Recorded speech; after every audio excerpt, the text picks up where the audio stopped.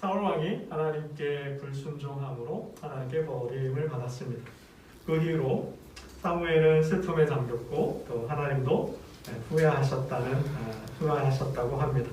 오늘 본문은 사울을 대신할 왕을 택하는 이야기인데 하나님은 사무엘을 이새의 집에 보냅니다. 그 중에 그 아들 중에 내가 한 왕을 놓았다. 이미 내가 택하여 놓았다. 개역개정은 예선하였다. 내가 한 왕을 예선하였다. 그렇게 표현하고 있는데요. 하나님의 보내심을 받아서 이새의 집에서 그 아들들 중에 그 마지막 막내 다윗을 보고 기름을 붓는 내용인데요. 오늘 말씀을 통하여서 우리가 좀 더 깊게 나누고 싶은 말씀은 우리 7절 말씀입니다. 우리 7절 말씀을 한번 보겠습니다. 함께 봅니다. 시작. 여호와께서 사무엘에게 이르시되 그의 노모와 그를 보지 말라. 내가 이미 그를 버려놓아. 내가 보는 것은 사람을 같지 아니하니 사람은 외모를 보거니와 나 여호와는 중심을 보느니라 하시더라. 여러분, 하나님은 뭘 보신다고요? 중심. 마음을 보신답니다. 마음을 보시는데요. 사람은 사람과 같지 않다. 사람은 뭘 봐요? 외모, appearance, 외모, 얼굴, 용모, 그 사람의 어떤 조건을 보는데 하나님은 중심을 보신다. 그러니까 사울을 대신할 왕으로 택하는데 그 조건이 외부적 조건이 아니라 내면의 모습이에요. 그래서 내면의 모습, 그 사람의 마음, 그 사람의 마음에 무엇이 들었느냐, 그 마음에 하나님은 계신지, 그 마음에 하나님의 비전은 있는지, 그러면 그 마음에 하나님 편에 서서 하나님의 사역을 감당할 그러한 꿈과 비전을 가지고 있는지, 이런 걸 보신다는 거죠. 여러분, 오늘 말씀을 적용 중심으로 한번 나눠보고자 하는데요. 여러분, 돈 보고 결혼하면 과연 행복할까요? 돈 보고 결혼하면 돈 때문에 망합니다. 칼을 쓰는 자 칼로 망한다고 주님 말씀하셨는데, 돈 보고 결혼하면 결국 그 돈 때문에 결혼 생활이 불편한 거예요. 힘든 거예요. 불행한 겁니다. 그럼 한번 생각해 봐요. 남편이나 아내가 부유해요. 그래서 결혼을 했어요. 그러면 편안하게 남편이나 그 아내의 부를, 재산을 내 마음대로 편하게 쓸 수 있을까요? 과연? 얼마간은 누리다가, 그죠? 어느 순간부터는 눈치가 보일 거예요. 이게 과연 정말 내 돈처럼, 시어머니가, 그죠? 눈을 시뻘게 뜨고, 볼 텐데, 그 돈을, 아내의 돈을, 그걸 마음대로 이렇게 함부로 막 쓸 수 있을 거냐라는 거죠. 여러분, 결혼하는 순간부터 걸림이 되는 거예요. 그죠? 남편이 30평짜리 아파트를 준비를 했어요. 요즘 한 5억 갈까요? 10억 갈까요? 그러면은 신부되는 아내가 가만히 있을 수 있나요? 그 빈 방을, 빈 집을 뭘로? 다 혼수로 채워야 되죠. 이게 장난 아니더라고요. 침대부터, 냉장고, 하여튼 좀 제대로 이렇게 갖추려면 1억 갖고도 안 되겠더라고요. 요즘 침대 하나에도 몇 천만 원씩 하고, 식탁 하나도 1,000만 원이 넘고, 냉장고 하나도 1,000만 원대 가고, 이래서 되면은 30평 아파트 채우려면 이게 돈이 얼마나 들어갈까? 그러니까 헌수부터 싸우는 걸림이 되는 거죠. 헌수가 많네, 적네, 뭘 해왔네, 안 해왔네, 그럴 거 아니에요. 그러니까 돈 보고 남편이나 아내가 부자라고 아이고 결혼해야지 했다가는 어떻게 해요? 결혼하는 그 준비 과정부터 이게 무슨 눈치밥, 이게 얼마나 심하겠어요. 그럼 결혼하면 잘 살 수 있을까요? 그 시누이가 가만히 놔둘까요? 얼마나 부박을 많이 하겠어요. 없이 왔다고, 그죠? 가진 거 하나 없이 하나도 안 해왔다고, 그죠? 얼마나 부박을 하겠습니까? 그러면 그럴 때마다 어떻게 해요? 자존심 상하는 거죠. 남편과 이게, 그죠? 맨날 부부싸움 하는 거죠. 그것 때문에 부부싸움 하는 거예요. 여러분, 정말 이게 돈 보고 결혼했다가는 정말 큰 코 다치는 거죠. 여러분, 이게 드라마, 영화의 환상에서 빠져나오셔야 돼요. 백마탄 왕자, 어떤 예쁜 공주가 나를 구해주겠지. 그 환상에 젖어서 그것만 바라보고 있으면 정말 가정, 결혼 생활 힘들다라는 거죠. 여러분, 돈 보고 입사하면 어떤 입사의 조건이 진로의 조건이 돈이라면 여러분 그 직장이 일터가 편안할까요? 들어가는 순간부터 하여튼 월급이 적네 많네, 누구는 얼마를 받네 뭐 해가면서 사람을 비교하겠죠. 뭘 갖고 비교해요? 돈 갖고 비교하는 거예요. 저 사람은 최 과장은 얼마 받고, 김 과장은 얼마 받고, 입사 동기는 누구는 얼마 받고, 누구는 얼마 받고. 여러분 직장 생활하는데 맨날 돈 가지고 비교해가면서 나는 이 정도 받고, 저 사람은 저 정도 받고. 옆집 하다못해 옆집 아저씨는 옆집 아빠는 얼마 받고 이러면 어떻게 해요? 얼마나 피곤해요. 얼마나 이게 스트레스예요. 이게 직장 생활이 재밌을까요? 이게 재밌게 즐겁게 직장 생활을 할 수 있을까요? 맨날 뭐 대우는 이러니 저러니 잘해주니 못해주니 복지는 모든 일 모든 관계가 다 돈 그러면 이거 스트레스 받아 못하는 거예요. 여러분 목회는 돈 보고 목회하면 올바른 목회가 될까요? 가끔 사고치는 목사들이 그런 목사들이죠. 죄송합니다. 목회도 돈 보고 목회를 하면 어떤 목사님이 그러시더라고요. 성도가 돈으로 보인대요. 성도가 돈으로 보인대요. 그래서 저분은 얼마짜리, 이분은 얼마짜리 해가면서 목회를 한다 그래요. 그러니까 목회가 교회가 뭐예요? 돈 보고 장사하는 거죠, 뭐 결국은. 그러면 죄송합니다. 돈 양아치가 되는 거예요. 그러니까 저희가 결혼을 하더라도 입사를 하더라도 뭐 목회를 하더라도 뭐 인간관계를 하더라도 돈 보고 하면 돈이 조건이면 불편하고 힘든 거예요. 그럼 어떠한 처자가 결혼을 놓고 기도해요. 천사님, 어떤 남자가 이제 결혼을 놓고 이제 기도를 해요. 천사님 해가면서 돈도 많고 얼굴도 예쁘고 그런 사람과 결혼하게 해주세요. 이게 평생의 소원이에요. 여러분 그 사람이 어떤 사람하고 결혼했을까요? 돈 여자와 결혼하는 거예요. 이해를 못하셨군요. 최현경 집사님. 돈 여자와 결혼한답니다. 그런 거예요. 그죠? 그렇죠. 여러분 이게 돈 보고 결혼하면 그런 어떤 힘든 불행이 와요. 여러분 얼굴 보고 결혼하면 행복할까요? 그럼? 외모 보고 결혼하면 정말 행복할까요? 그래도 불안한 거예요. 그래도 불행해요. 왜 불안할까요? 얼굴 잘생겼어요. 원빈처럼, 장동건처럼, 뭐 구소영처럼, 뭐 누구처럼 정말 예쁜 사람과 정말 멋있는 남자와 결혼하면 결혼 생활이 평탄할까요? 순항할까요? 왜요? 왜 순항이 안 될까요? 불안해서 못 사는 거예요. 불안해서 못 사는 거예요. 결혼한 순간부터 평생 같이 살면서 뭐요? 그 얼굴 때문에 불안한 거예요. 뭐 왜 불안해요? 바람 날까봐 불안한 거죠. 그래서 어떻게 해요? 뭐 외식한다 그래도 뭐 오늘 약속 있다 하더라도 어디 간다 하더라도 뭐요? 마음에는 의심이 생기는 그 의심이 나 몰래 딴 사람 만나는 거 아니야? 여러분 잘생긴 사람 정말 주변에서 가만히 내버려 둘까요? 내버려 두는 거예요. 그래서 결혼해도 애가 있다 해도 단지 보고도 달려든다지 않습니까? 그러니 얼굴 보고 좋아서 결혼을 했지만은 그 얼굴 때문에 평생 불안한 걸 초조하며 사는 거예요. 밖에 나갈 때마다 뭐예요? 언제 들어올 거야? 누구 만나는 거야? 몇 시 들어올 거야? 취조하는 거죠. 뭐. 힘든 거예요. 적당히 생긴 사람하고 결혼해야 돼. 저 같은 사람하고. 아닌가? 여러분 능력 보고 그 사람이 어떤 정말 능력이나 재주가 좋다 그런 거 보고 결혼하면 그 결혼은 또 행복할까요? 평생 신모살이로 사는 거예요. 평생 그런 능력이 있는 잘 나가는 사람하고 남자든 여자든 그런 능력 보고 결혼을 하면 평생 신모살이 할 수밖에 없어요. 좋은 노릇 해야 돼요. 뭐요? 아리랑 부부, 스리랑 부부인가요?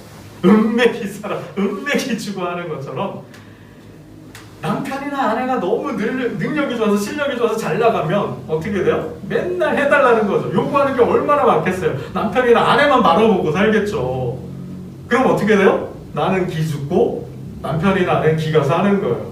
그럼 남편이나 아내가 어떻게 될까요? 넌 나 때문에 사는 거야. 그죠? 너 나 없이는 못 사는 거잖아요. 다 해주니까. 능력이 그렇게 좋아서 다 해서 자꾸 의존적으로 되겠죠? 그럼 어떻게 해요? 나 때문에 사는 줄 알아. 맨날 이런 소리 듣고 산다고 생각해 보세요. 남편이 아내가 얼마나 그 재주와 능력을 믿고 뻐기면서 하면 얼마나 그 유세를 떨면서 살면은 이게 또 얼마나 힘들어요. 스트레스 얼마나 많이 받아요. 여러분 세상에 공짜는 없습니다. 사랑 타령 이게 길어야 3년 가는 거거든요. 그 후부터는 내가 못하면 할 줄 알고 이거 해줘 저거 해줘 그러면 맨 구박만 당하는 거죠. 여러분 그것도 조심하셔야 되는 거예요. 여러분 정말 어떤 분이 정말 돈 보고 결혼했다가 정말 결혼 생활이 힘들어서 고민하는 부부의 이야기를 참 많이 들었습니다.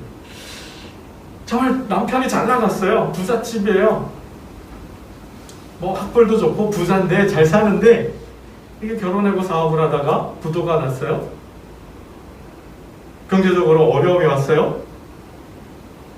그러니까 어떻게 해요? 아내가 고민을 하는 거예요. 내가 이 남자하고 계속 살아야 되나? 왜요? 돈 보고 결혼했으니까. 돈 보고 결혼했는데 사업이 망해서 경제적으로 어려우니까 돈이 없어 살기가 힘들어지니까 그런 고민을 하는 거예요. 내가 살아야 되나 말아야 하나? 살 맛이 안 난다라는 거예요. 남편이 미워져요. 정말 이 고생시키려고 나 결혼했어 이런 생각을 막 한다라는 거죠. 어느 날부터 남편을 깔봐요. 무시해요. 돈 못 벌어온다고. 나 때문에 내가 고생한다고. 그래서 어떻게 해요? 이혼 생각하는 거예요. 살아야 되나 말아야 되나. 그러다가 어떻게 해요? 돈 많은 사람 만나면 이게 바람이 나는 거죠. 정말 그런 케이스들이 너무 많다라는 겁니다. 그러니까 중심을 보지 않고 그 사람의 마음을 보지 않고 외모나 조건을 보고 결혼했다가 그 조건이 사라지면 사람도 사라지는 거야. 없어지는 거야. 그러면 이런 가정과 부부들이 너무 많다라는 거야. 이러한 인생이 너무나 많다라는 거예요. 그럼 우리는 무엇을 봐야 할까요? 하나님은 무엇을 보신대요? 이 말씀은 다윗에게만 적용되는 것이 아니라 사무엘에게 왕을 택하는 그 왕의 자리에 가는 사람뿐만 아니라 우리들의 모든 삶에 적용이 되는 거예요. 결혼할 배우자를 만나든지 내 인생의 전체를 걸 직장, 진로 문제를 걸든지 아니면 어떤 인간관계 하는 데 있어서 우리가 외모만 따지고 봤다가는 그것 때문에 나의 그 관점 때문에 내가 힘들어지는 거예요. 여러분 이 사실을 아셔야 됩니다. 여러분 우리는 운명적 만남이라는 걸 얘기해요. 우리의 만남은 운명이야. 우리의 결혼은 운명이야. 만날 수밖에 없었던 거야. 여러분 운명에 속았다가 그 운명 때문에 인생 망하는 수가 있습니다. 여러분 운명이라는 게 뭐예요? 끌림이라는 거거든요. 매혹적이라는 거거든요. 내 마음을 끄는 거잖아요. 그런 어떤 매력을 가지고 있어요. 여러분 이거 잘 생각해 보셔야 돼요. 근데 그것을 심리학적으로 보면 내가 그러니까 반대 성격, 반대 성향의 사람을 만난대요. 그런 부부나 가정이 굉장히 많다라는 거예요. 조금 실 사례를 이렇게 들여서 본다면 이렇게 어느 날 직장 이렇게 퇴근하고 동료들끼리 이렇게 이제 회식을 하고 술자리에 갔는데 저 앞에 있던 김 대리가 이게 평소에 이렇게 좋은 감정을 가지고 있었는데 술 한 잔을 탁 들이키는데 그 모습을 뿅 가지고 결혼을 하는 거예요. 너무 멋있다고. 술 한 잔 마시는 모습 너무 멋있다고. 결혼을 했는데 어떻게 될까요? 맨날 술 문제로 싸우는 거죠. 남편은 어떻게 해요? 고주망태가 들어오는 거예요. 그 모습이 좋아서 멋져 보여서 결혼을 했는데 뭐요? 그것 때문에 맨날 부부싸움 하는 거죠. 허구한 날 이게 술 마시고 들어오냐 그러면서 싸우는 거겠죠? 여러분 예쁜 사람과 결혼을 했어요? 그러면 예쁜 사람 멋있는 남자와 결혼을 했어요? 그러면 이게 결혼이 쉬울까요? 그것 때문에 헤어질 수 있다라는 거죠. 여러분, 이 예쁜 거 관리하는 거 이게 쉬운가요? 예쁜 거 몸매 관리하는 거 이게 쉬운가요? 그 유지하기 위해서 뭐야? 어마어마한 돈이 들어가겠죠. 품위 유지비라는 거죠. 화장품 그냥 막 싼 거 싸구려 쓸 수 있나요? 못 쓰는 거죠. 몸매 관리하기 위해서, 얼굴 관리하기 위해서 마사지 샵도 가야 되고, 얼굴 샵도 가야 되고, 피부 샵도 가야 되고, 피트니스도 가야 되고, 예? 뭐 그렇게 해야 되면 어떡해요? 그냥 허겁지겁 싸구려 옷 입을 수 있나요? 브랜드 있는 명품, 그죠? 베개, 명품 시계, 명품으로도 그냥 도배를 해야 되겠죠. 여러분, 그거로면 내가 그분의 아내나 남편의 그 품위 유지를 위해서 한 달에 수입을 얼마나 벌어야 되겠어요? 예쁜 거, 멋진 거 보고 결혼했다가는 그냥 큰 거 다치는 거예요. 여러분, 제가 신사례들을 이렇게 들어가면서 말씀을 드리는 거예요. 그러니까 우리가 왜 외모가 아니라 중심을, 마음을 보고 살아야 하는지를 제가 말씀을 드리는 거예요. 결혼 전에는 정말 깔끔해요, 멋져요. 머리도 그냥 잘 빗어 넘기고 이대팔로 쫙 하고 좀 멋있게 옷 스타일도 맵시도 쫙 입고 깔끔한 성격인데, 그거 보고 결혼했더니 어떻게 될까요? 이 남자가 결벽증 환자네요. 그럼 어떻게 돼요? 맨날 집에 퇴근하고 들어오자마자 집 현관부터 이렇게 물 현면지가 있는지 없는지 딱 보는 거예요. 주방에 가가지고 설거지를 했는지, 가계부를 쓰고 있는지 맨날 검사한다고 생각해보세요. 이런 남편, 여러분, 이게 살 수 있겠어요? 못 사는 거죠. 못 살아. 힘들어요. 맨날 남편이 그냥 멋부린다고 그냥 백화점에 가가지고 그냥 그런 고가의 브랜드의 옷을 치장을 향수에 이렇게 산다고 생각해보세요. 그냥 힘든 거예요. 얼마나 힘들겠어요. 정말 깔끔해가지고 결혼을 했더니 강박판자인 거죠. 이게 맨날 이게 청결하지 않으면 힘든 거예요. 맨 하루에도 손을 막 수십 번씩 씻고, 목욕도 한 번 했다가 하루에도 3-4번씩 하고, 그럼 그런 사람일 수 있다라는 거죠. 그게 좋아서, 멋져서, 정말 매력적으로 보여서 결혼을 했더니 우리는 운명적인 만남인 줄 알았더니 그게 힘든 거예요. 제가 이제 이런 얘기를 하는 것은, 제가 좀 성격상으로 좀 소심해요. 굉장히 소심한데, 제가 학교 다닐 때, 특히 신학교 때 참 부러웠던 목사님이 계셔요. 그분은 굉장히 사교적이에요. 활동적이에요. 액티브해요. 그때 신학교 반장이면서 학우의 회장을 하셨는데, 이렇게 맨 앞에 나가가지고 말씀하시는 거, 예배 수업 받기 전에 기타 치면서 노래하면서 찬양하고 은혜롭게 하고, 저는 그런 재주가 없거든요. 또 그런 성격의 소양이 안 되거든요. 그러다 보니까 저는 소심하고 내향적이고 사교적이지도 못하고 혼자 있는 거 좋아하는데, 그 목사님의 그런 성품 보니까 굉장히 활달하고 사교적이고 인간관계도 좋고 사람들 앞에 나가서 말도 잘하고, 그게 그렇게 부럽더라고요. 나는 왜 저런 성격이 안 될까?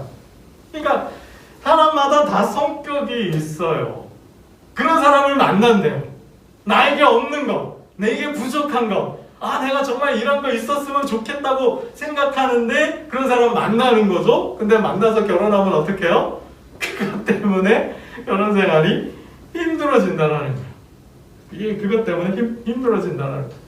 남자가 너무 터프해요. 등치도 좋고 근육질에 무끔무끔하고 키도 크고 터프하고 멋있는데, 결혼해서는 어떻게 될까요? 매 안 맞고 살면 다행인 거죠. 이거 터프해가지고 그 모습이 좋아서 결혼을 했는데, 그 목이 깁스 안 하고 그래서 안 부러지고 살면은 이게 다행인 거죠. 여러분, 이치가 삶의 인생의 이치가 그렇다라는 거예요. 여러분, 기업에서 사람을 뽑을 때 여러분 좀 모자라도 좀 부족해도 마음이 예쁜 사람을 택해야 돼요. 마음이 착한 사람을 택해야 돼요. 기업에서는 그런 사람 뽑는데요. 그런 사람이 인재는, 여러분 왜 그런 줄 아세요? 그럼 실력이 없어도 실력 없는 건 어떻게 해요? 배우면 돼요. 그 사람이 못하는 거, 재수 없는 거 가르쳐주면 돼요. 근데 마음은, 성격은 안 바뀐답니다. 어린 시절부터 청소년 18세 정도가 되면 완전히 그 사람 성격이 결정이 된대요. 그러면 한번 어린 시절 이렇게 결정된 성격은 죽을 때까지 간답니다. 절대 안 바뀐답니다. 왜 안 바뀌는지 나중에 설명을 하고요. 그러니까 사람의 성격, 그 사람의 인품, 어떤 됨됨이, 인성은 평생을 가는 거예요. 이거는 절대 바뀌지 않는 거예요. 그러기 때문에 어떻게 해요? 기업에서는 그 사람의 마음은, 그 사람의 인성, 됨됨이, 인격, 어떤 대인관계 능력이 있는지, 사람들 관계에서 어떤 이타적이고 이기적이지 않고 사람을 위하고 좀 위해주고 격려하고 해줄 수 있는 팀을 생각하는, 공동체를 생각하는 그런 마음이 있는지를 본다는 도덕성. 여러분, 사람이 도덕성 갖기가 쉬운가요? 아니, 안 쉽잖아요. 회사를 경영하는데 이게 도덕적인 문제와 연결되는 경우들이 얼마나 많이 있습니까?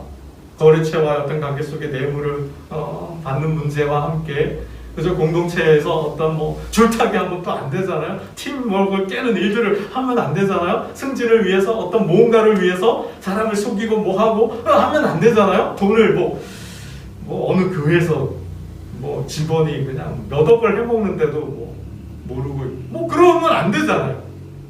그러니까 인간성, 인성이죠. 됨됨이와 함께 도덕적 능력을 갖췄는지 이게 더 중요하다라는 거예요. 그 사람이 하버드 나왔냐, 서울대 나왔냐, 그 사람이 유학원 갔다 왔냐, 없다냐, 언어는 중국어는 하냐 안 하냐, 이런 능력과 재주 학벌보다도 그 사람의 마음, 씀씀이, 됨됨이가 더 중요하다라는 거예요. 기업은 그걸 본다라는 거죠. 좀 못해도 모자라도 뽑으면 가르치면 되는 거예요. 그거는 못하는 건 할 수 있어요. 그러나 인성은, 절대 성격은, 그 사람의 습관은 변하지 않는다라는 것입니다. 여러분, 오늘 본문 속에 왜 하나님이 외모가 아니라 중심을 보신다 그럴까요? 바로 이 치는 거기에 있다라는 거죠. 여러분, 사람은 고쳐 쓴다 그래요? 못 고쳐 쓴다 그래요? 절대 못 고쳐 쓴대요. 사람은 고쳐 쓰는 게 아니랍니다.